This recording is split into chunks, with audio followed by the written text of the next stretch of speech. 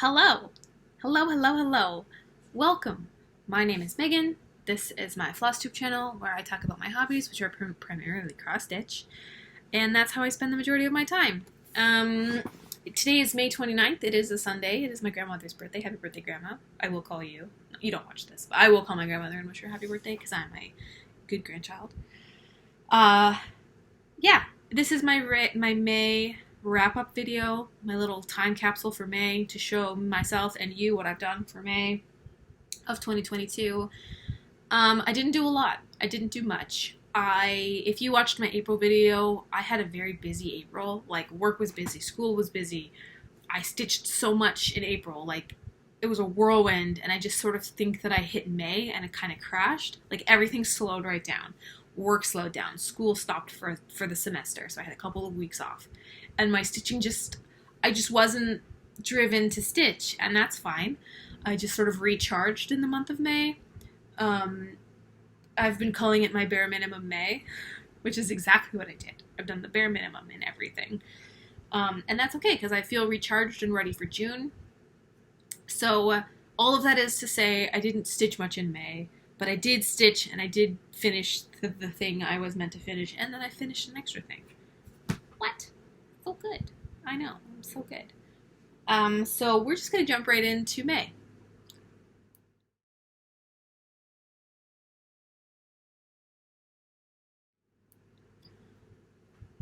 So I am stitching the Qriket Collection, monthly collection.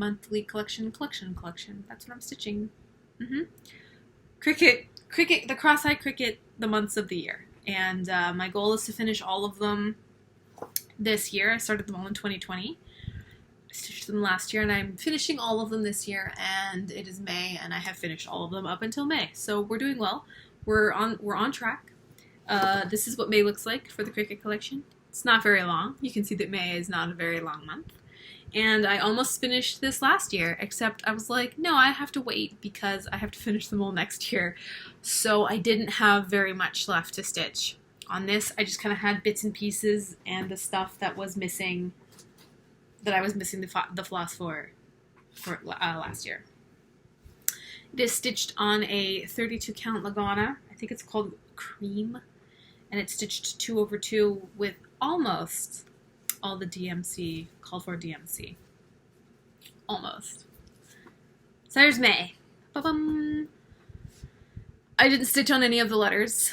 Like, all of the letters were done. The only things that I stitched on this month is I stitched on this shelf of the birdhouse because I was missing that color. I added the pink dots in the A. I stitched on the darker colors of the beehive. One of these strings I stitched the green part of the girl's dress and her shoe, this darker color in the lady's dress, and the top half of the lady. That's all I stitched on. And it's done, so huzzah. All good. All finished. I did swap out some colors for not Fancy Floss. Well, it is Fancy Floss, but it's Fiberlicious Yummy Fibers because I had them. So this lady, the flowers in the lady's dress and the beehive, the darker color of the beehive, they're stitched in terracotta, which I got last month from Fiberlicious Yummy Fibers because I didn't have the called for. Oh no. It was supposed to be stitched in terracotta, and I don't have terracotta, but I have Fiberlicious Yummy Fibers baked clay, which is the same thing as terracotta. So swapped out terracotta for baked clay, and then I stitched this dark shelf with a Fiberlicious Yummy Fibers because I didn't have the called for and that either, but then everything else is correct. Yep, I stitched on this 2 days. I stitched on it for 2 days, the 3rd and the 5th of May, and then I was done. So yeah, all finished. This is my 7th finish this year out of a projected 13. So we're halfway there, and I finished extra stuff, so we're good. I'm gonna beat my quota, hopefully. Fingers crossed, if I keep myself on track. Oh, here are the Fiberlicious Yummy Fiber Flosses that I used. Emerging Taupe, which was on the beehive, and baked clay instead of terracotta. Good.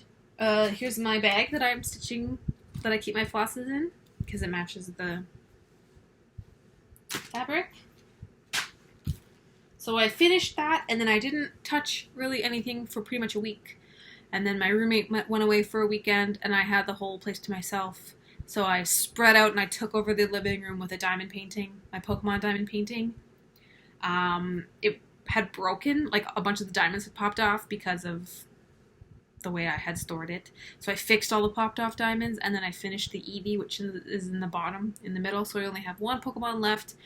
I really want to finish it soon so that I can start my Alice in Wonderland one that I bought for my birthday last year. So I stitched on my diamond painting, but I stitched. That's my mom.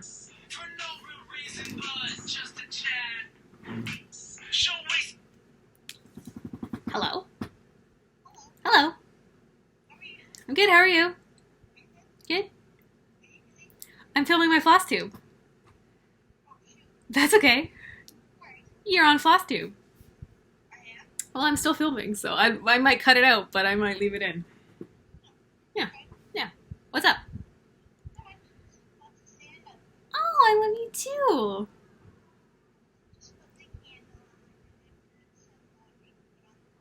Nice. I did my laundry today too. Yeah. Cool. Okay. Well, I'll call you back after I'm done. I gotta call Grandma too, so I'll call Grandma, wish her happy birthday, and then I'll call you back. Okay, I love you. Bye.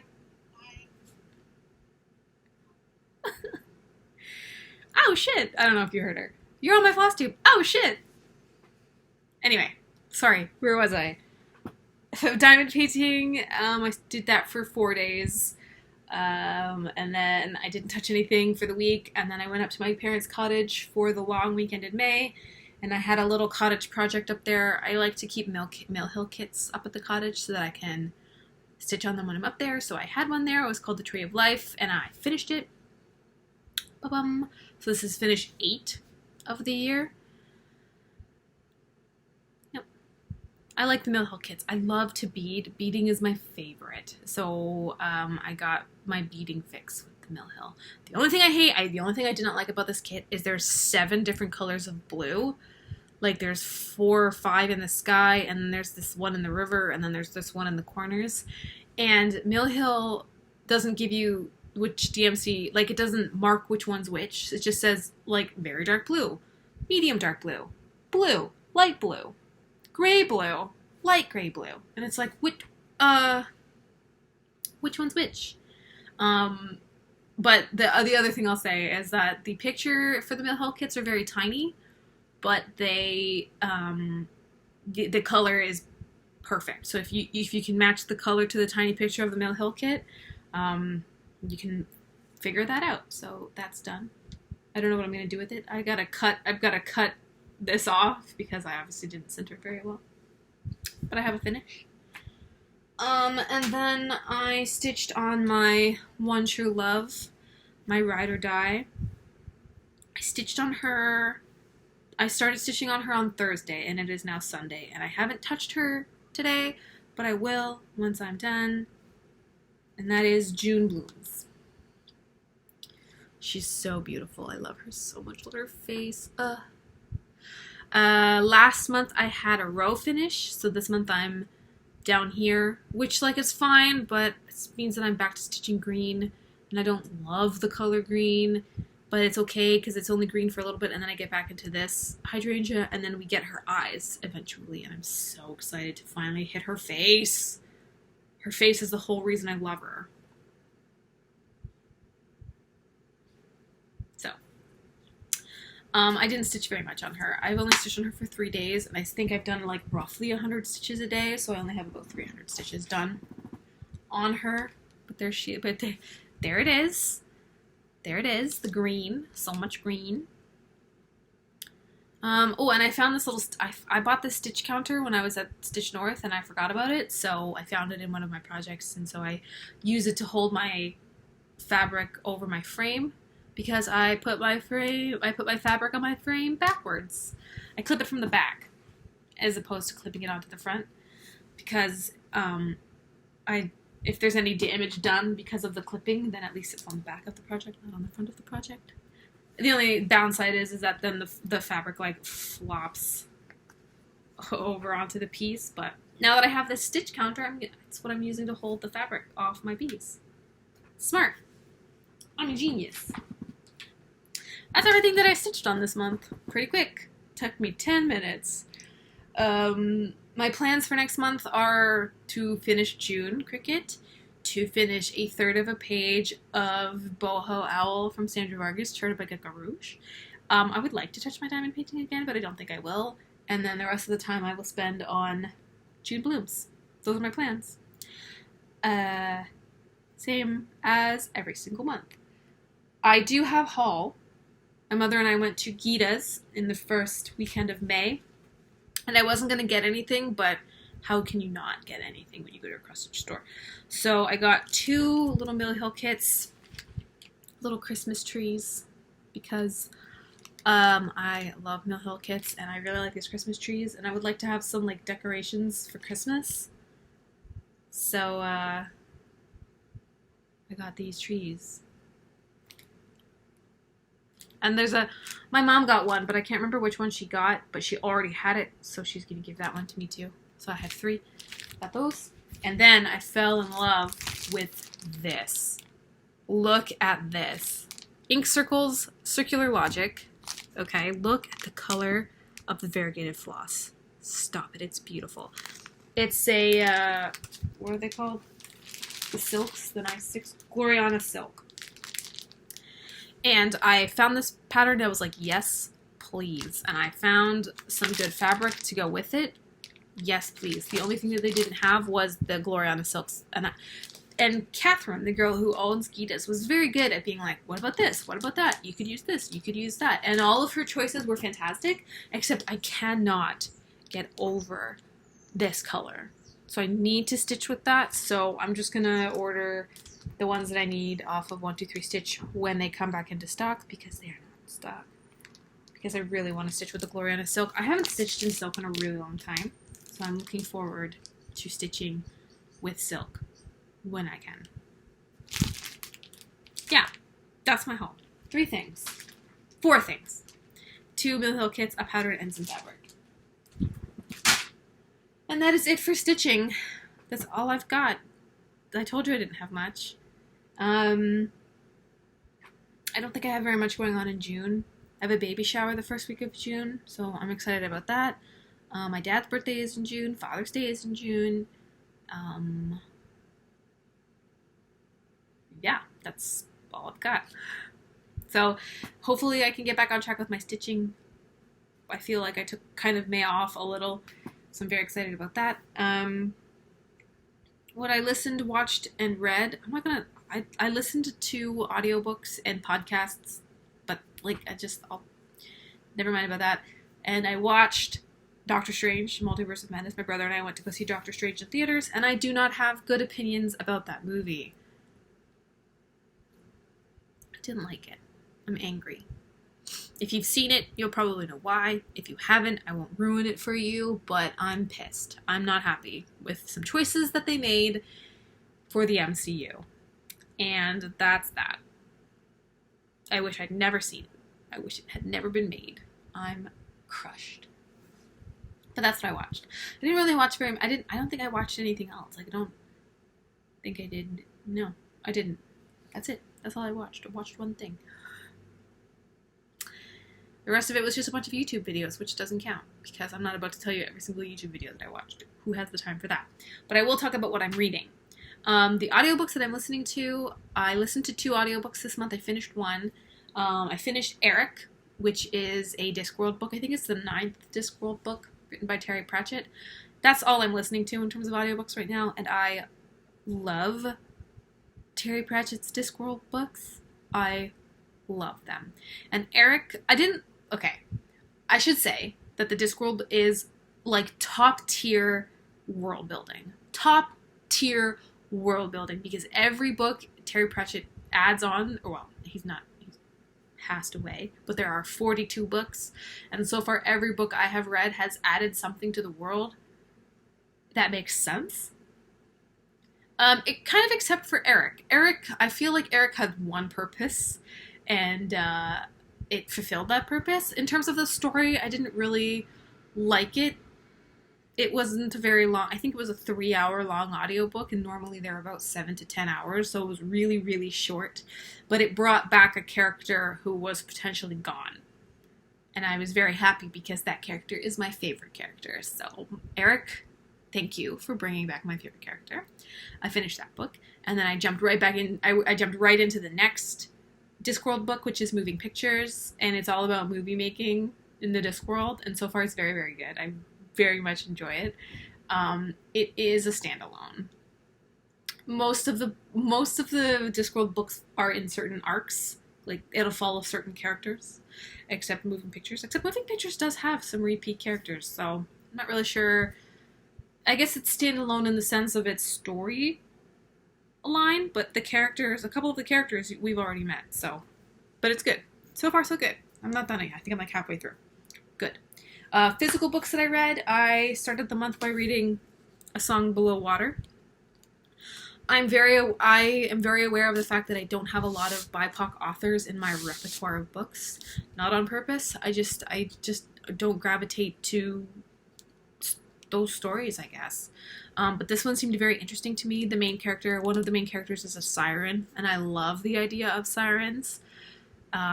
So she's a siren in the modern day world, and her story is one of acceptance for herself. And I really loved that. It follows the other character as well. The siren's name is Tavia. The other character's name is Effie. Effie is something. You know from the beginning of the book that she's something, but you don't know what she is until almost the very end. Although I will say I called it pretty fast. But Effie's, like, both of their stories are very good. The only complaint I have about the book is that it starts off very muddled. It kind of drops you in the middle, and you're like, who is this? Who is this person? What's happening? Where is this going? Why are we talking about this? It almost kind of works in reverse a little, and then moves forward. As I read it, I enjoyed it more and more, but I almost didn't continue reading this because I was like, I don't understand. I don't get it.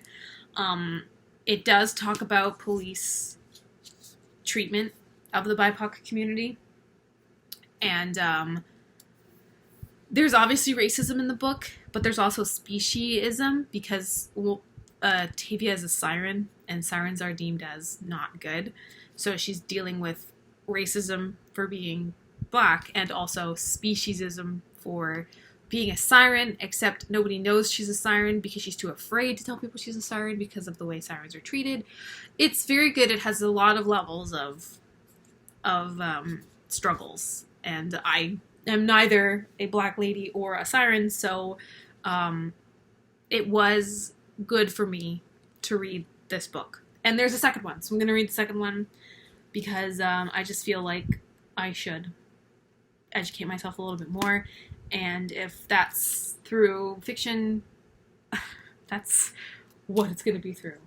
But it was very good, so I do recommend it. I'll let you know how the sequel goes. I'm going to try and read that this month.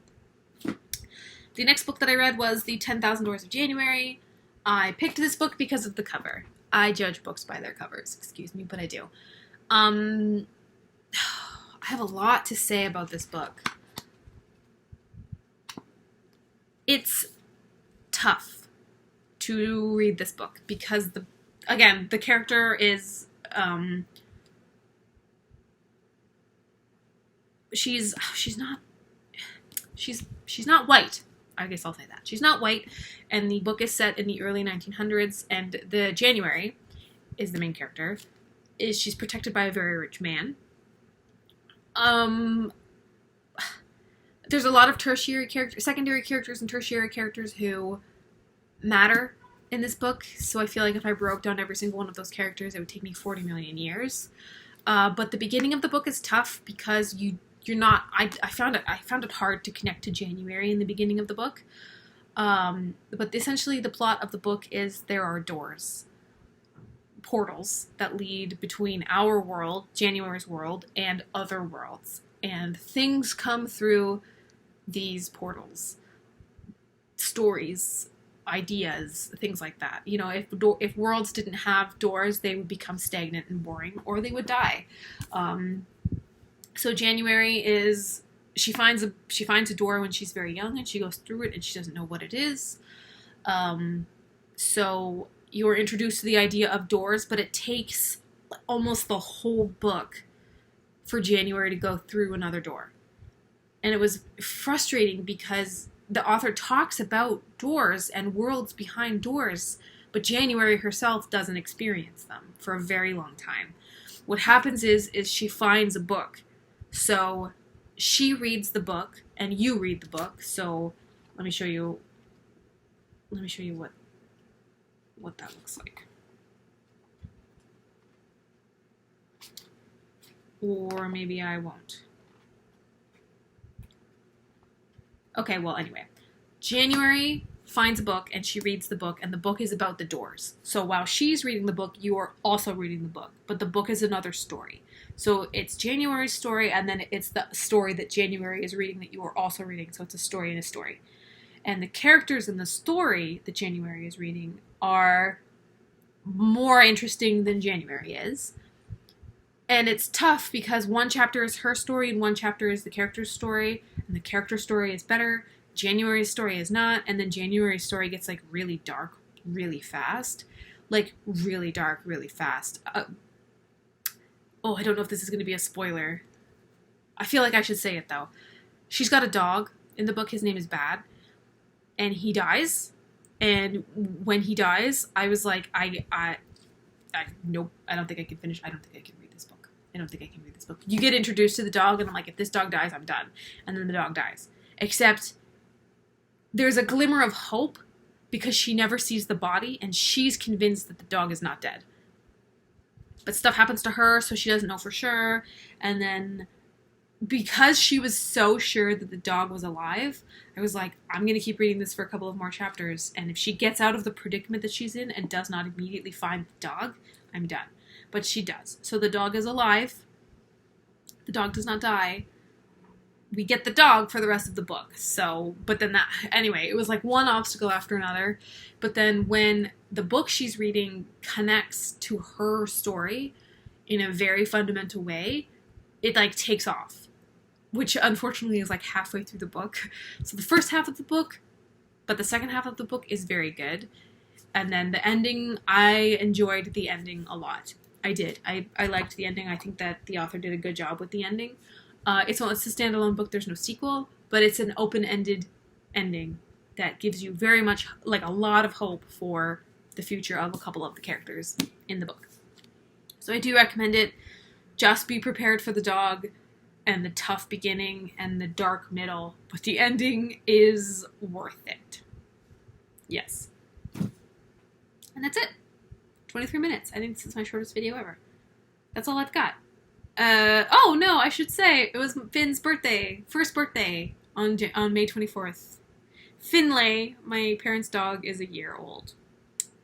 He's such a... I'll put in a picture of him.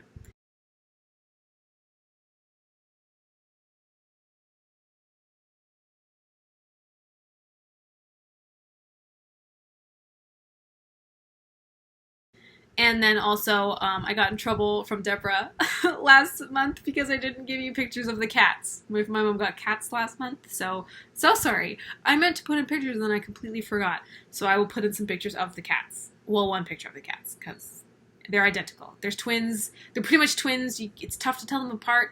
Allie is lighter in color. Reese is darker. Reese has a smaller face. But those are them. So those are the pets. That's it. So thank you. I hope you had a lovely May. I hope you have a nice June. I will touch base at the end of June. Hopefully I get everything done that I want to get done. Yeah. Summer is in June. Happy summer. Happy Father's Day. My dad's birthday is in June. I'm looking forward to June. I think June's going to be a good month. But yeah, thank you for tuning in. I hope you guys have a lovely first month of summer. Yeah. Okay. Bye.